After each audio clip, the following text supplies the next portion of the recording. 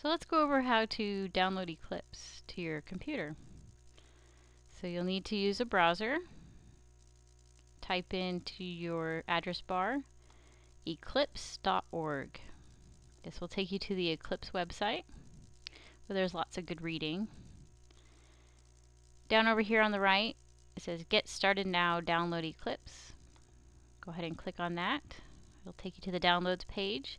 I think this is where people get confused. The one that you will need is the Eclipse IDE for Java developers. Go ahead and click on the 32-bit version or the 64-bit version, depending on your computer. It'll then ask you to choose a mirror, which means which server you're going to download it from. So it doesn't really matter. So you can just go ahead and click on this one here. And it'll ask you to save a .zip file. So this is a compressed file. Go ahead and save that file. Remember where you saved it. Once you've downloaded that file, you'll double click to unzip it. And it'll want to unzip inside of your program files. Okay. So once you've unzipped that file, it'll make an Eclipse folder for you.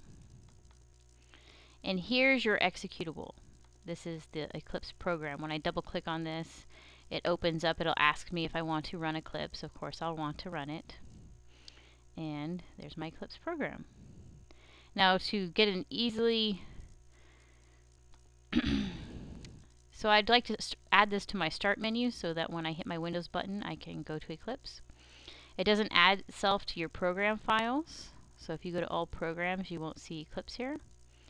So if I'd like to add it to those programs, I can just take it, I can drag it over to my Windows button, okay, and drop it. Or you can right click and tell it to pin to the start menu. That way when I hit my start menu, there's my Eclipse. It'll always ask me if I want to run it, and I'll always say yes. Alright, so that is how to get Eclipse on your machine.